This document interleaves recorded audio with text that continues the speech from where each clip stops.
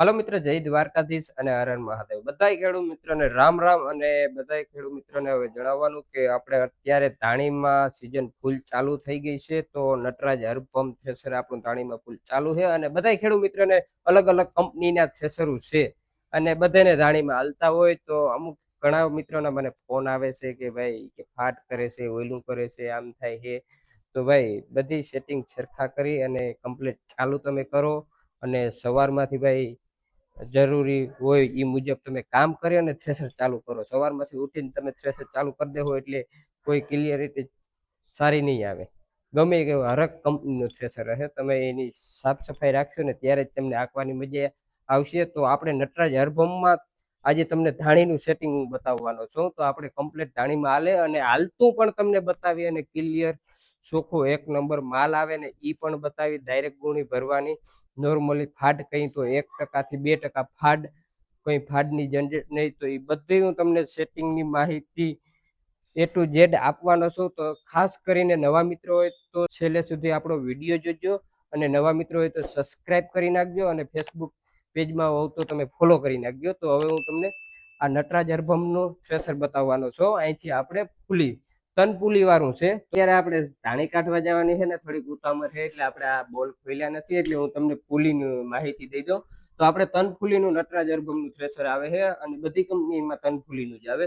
તો આ પહેલા નંબરની જે ડ્રમ બાજુની ફૂલી આવે ને તે દાણાની આવે અને વચલા નંબરની બીજા નંબરની જે ફૂલી આવે છે ને તે જીરા માટેની આવે, તલ માટેની આવે અને છેલ્લા નંબરની પહેલા નંબર આ ટ્રેક્ટર બાજુની જે ફૂલી આવે ને એ સ્પેશિયલ કઠોળ માટેની આવે. તો આ તનફુલીનું આપણા થ્રેસર થઈ ગયું. અને બધા થ્રેસરમાં તનફુલી હોય ને તો આ રીતનું જ હાલશે. આ રીતનું જ ધાણી, કઠોળ અને જીરા માલ છે. અને હવે આપણે વાત કરી હવાના પટ્ટાની. તો હું હવાના પટ્ટા તમને બતાવી દઉં. હાલો મિત્રો, હવે આપણે હવાના પટ્ટાની વાત કરીએ ને તો આપણે આ છે હવાના પટ્ટા. તો આ છે આપણે ધાણાના નાખલ છે. પછી આનું પર છે ચણાનું આવી જાય, પછી આવી જાય છે જીરાનું અને તલનું. તો આ હવાના પટ્ટાની વાત થઈ ગઈ છે. મિત્રો હવે અગત્યની વાત કહું ને તો ઘણા મિત્રને હોય કે સાયણા ક્યાં ચડાવવા. તો સાયણાની વાત કરો. અમુક મોટા સાયણા ચડાવી દઈએ અને અમુક નાના સાયણા ચડાવી દઈએ. સાયણાનું સેટિંગ છે ને મિત્રો ખાસ ધ્યાન રાખવું. સાયણાના સેટિંગ ઉપર તમે મોટો સાયણો ચડાવી દેવો ને તો કાંધું વધારે થાય. ઘણા મિત્રો કે કાંધું વધારે થાય. નકર એ શું કે મોટો નાખી દઈ ને તો લુરખી ને કે દાણા ઉતરી જાય ઉપર, કે ફાડા ના ઉપડે. મિત્રો થ્રેસર ફાડા ઉપાડતું જ નથી. લુરખી આગળ કટરમાંથી આવે ને તો જ ઉપર જાય અને એની ફાડ થાય ને એ જ હાચી. થ્રેસર કોઈ જાતનું ફાડા ઉપાડતું નથી કે દાણો નથી ઉપાડતો. ભાઈ સાયણામાં તમારે હે ને જેટલો ઉપર તમે 8 નો આંકી શકો, પછી 7, 6 નંબર, અને જો એમ ના હાલે ને તો ઉપર 9 નંબર, 9, 7 અને 6 નંબર એ આ 3 સાયણા આપણે હાકી શકો. કારણ કે બધું માપનું નકર હે ને કાંધું બધું ભૂકી થઈ અને હેઠું ઉતરી શકે. હેઠું ઉતરી શકે એટલે તમે એમ કહેશો કે કાંધું બહુ થાય. એટલે ઉપરનો સાયણો એટલો પણ વડો ના નાખવો, માપનો નાખવો. તમને એમ થાય કે ઉપર લુરખી ના જાય હગે એ રીતનો સાયણો નાખી દેવો. અને આપણે અહીંયા વાત કરીને તો ડબ્બા સાયણામાં આપણે ઉપરનો હે 7 નંબર ને હેઠે છે 8 નંબરનો સાયણો. તો એમાં કારણ કે 7 નંબરનો મિત્ર તમે એમ કહો કે ઉપર કેમ 7 નંબરનો તમે ભાઈ ધાણીમાં આખો. ઉપર તમે જે 7 નંબરનો આખો ને એમાં કોઈ લુરખી કે દાંડલા વાળો દાણો હોય ને તો આપણે અહીંયા આવી જાય. અને પછી હેઠેનો 8 નંબરનો હોય ને તો બધોય માલ હેઠો ઉતરી જાય. કાંધામાં જવાનું એલિવેટરમાં ઓછું કરે. એટલે હેઠેનો જેમ બને ને તેમ થોડોક પોળો રાખવો સાયણો. એ આપણે ડબલા સાયણાની વાત થઈ ગઈ. અને આપણે આ વાત કરીને તો રેત જારીની. તો રેત જારીમાં 3 નંબરનો સાયણો નાખેલ છે આપણે. એમાં 2 નંબરનો નાખીને તો આપણે બુરી નથી જતી. અને મિત્રો હવે ખાસ કરી અને કટરની વાત. કટરમાં ઘણા મિત્રો એમ કહેતા હોય કે લુરખી આવે અને કોઈ એમ કહે કે ફાડા આવે. નાનું નાખી તો ફાડા આવે અને મોટું નાખી તો લુરખી આવે. ભાઈ કટરની ખાસ કાળજી તમારે લેવાની છે. કારણ કે કટર ઉપર જ આખું થ્રેસર હાલશે. કટર તમે જો હરખું તમે નહીં ચડાવ્યું ને તો થ્રેસર નહીં હાલે. કટર તમે જેટલું પરફેક્ટ ચડાવશો ને એટલું થ્રેસર રેડી હાલશે. અત્યારે આપણે 9 નું થ્રેસર ધાણીમાં હાલે છે. અત્યારે 10 નું હાલે. 10 નું ચડાવો એટલે ભૂસે ઓછું, એટલે થોડીક લુરખી આવવાનો પ્રોબ્લેમ છે. 9 માં આવે પણ કોક ક્યારેક આવે એટલે કાંધું ઓછું થાય.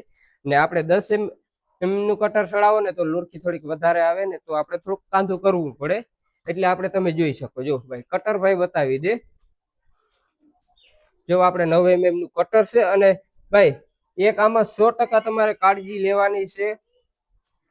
100% કાળજી લેવાની છે. અમે ઉઠીને ત્યારે પેલું કામ અમારું આ કે થ્રેશરનો ડ્રમ ખોલી બારી ખોલી અને બધાય કટરમાંથી કાંકરા કાઢી લેવાના. તમે કાંકરા નહીં કાઢો ને તો તમારા થ્રેશર ફાડ કરશે 100%. એટલે તમારે પહેલી કાળજી આ લેવાની છે કે થ્રેશર બધું ક્લીન કરી લેવાનું, કાંકરા કાઢી અને પછી આપણે ખેડૂતને જવાનું, પછી જ ચાલુ કરવાનું. અને હવે તમને મારા થ્રેશરનો હાલતો વિડીયો હું તમને બતાવીશ કઈ રીતનું હાલે, કેટલું કાંધું આવે અને કેટલા ફાડા આવે, કેટલી લુરખી આવે, એટલે એ બતાવીશ. અને આપણે કટર વસારે જગા આપણે કેટલી રાખી છે ને એ તમને કહી દઉં. વધીને ઇંચથી ઓછી હશે તો એ હાલ છે ધાણીમાં, કારણ કે વધારે ભરાવો થાય ને તો એ ફાડા કરી નાખે. વધીને ઇંચની જ જગા રાખવાની, બને ને ત્યાં સુધી કટર ઊંચું જ રાખવાનું. અને હવે તમને આગળ વિડીયોમાં કન્ટિન્યુ બન્યા રહ્યું એટલે તમને આપણે ધાણાનું અને બધું રિઝલ્ટ હું તમને બતાવું ચાલુ થશે. તો મિત્રો આપણે 5:15 વાગ્યા છે. તો આપણે ધાણી કાઢવાની લીધી હતી 10:30 વાગે અને કંઈક 9 વીઘા જેવું પડું છે. અને હવે સેલી કાલે રહી છે અને ધાણી નીકળવા આવી છે કમ્પ્લેટ 1 નંબર. અને 40 બોરા જેવા આપણે નીકળી ગયા છે. 10:30 વાગે ચાલુ કર્યું, બપોરા ગયા. અને સવારમાંથી તો કાર બહુ હતો, આજ ઝાકર હતી ને તો કાર સારામાં સારો હતો. એટલે ને હવે તમને નટરાજ હરભમનો પહેલાં ઓર બતાવું, પછી માલ બતાવું અને પછી કાંદાની બધી વસ્તુ બતાવું. તો કન્ટિન્યુ વિડીયો તમે જુઓ એટલે તમને ખબર પડે. અને આપણા ટ્રેક્ટરનો રેસ પણ તમને બતાવી, કેટલા રેસ ઉપર હાલે. જો પહેલાં આપણે રેસ બતાવી દઉં તમને. 11 રેસ ઉપર હાલે મિત્રો, તમે જોઈ શકો.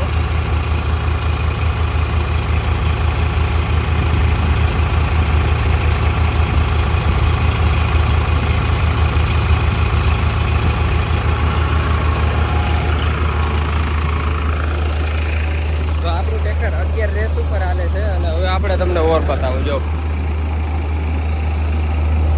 ઓર ખાલી તમે પાત્રો મૂકી દો એટલે કન્ટિન્યુ કમ્પ્લેટ ઓર લઈ લઈએ વયું જાય.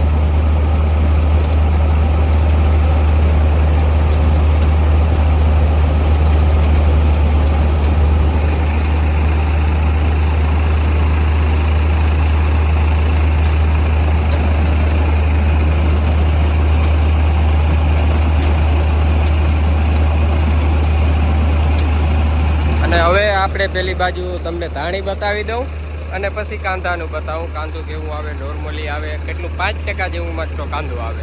જો કાંદાવાળો ભાઈ અમારે ઉભો આરામથી નોયા ભરાય ને ત્યારે કાંદું નાખવાનું, ત્યાં સુધી એને ઉગવાનું ત્યાં.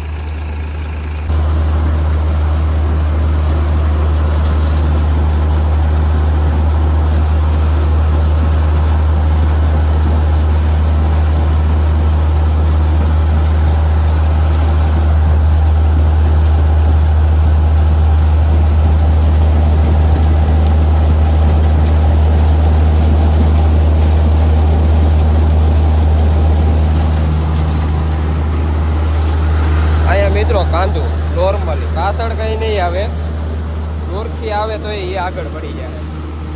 કાંદામાં કંઈ ને તો હાવ નોર્મલ. ને આ બાજુ જો આ ઉપલા સાઈડામાં કોક દાણો હોય તો દાઢીવાળો જોવા મળે.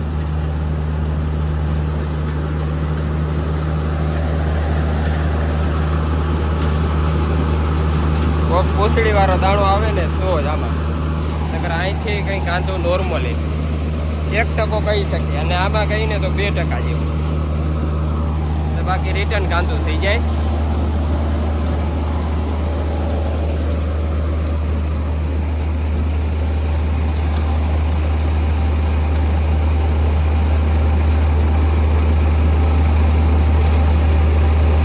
કોઈક નટરાજ હરભમનું પરફોર્મન્સ છે. અને ટ્રેક્ટરે જો તમે એક ધારું સ્મૂથ હાલે કે નહીં, રાખ ફેરવે નહીં, પ્રેશર રાખ ફેરવે, બધું એક ધારું. અને મિત્રો થોડોક કહું ને તો બાયક ઘરે ભૂલાઈ ગયા હતા એટલે થોડોક અવાજ ઓછો આવતો હોય, એટલે સોરી મિત્રો. ને આ રીતનું કંઈક નટરાજ હરભમ તમે હાલતું જોયું. અને આ રીતનું મિત્રો સેટિંગ કરશો ને એટલે તમારે કંઈ પણ જોવું નહીં પડે.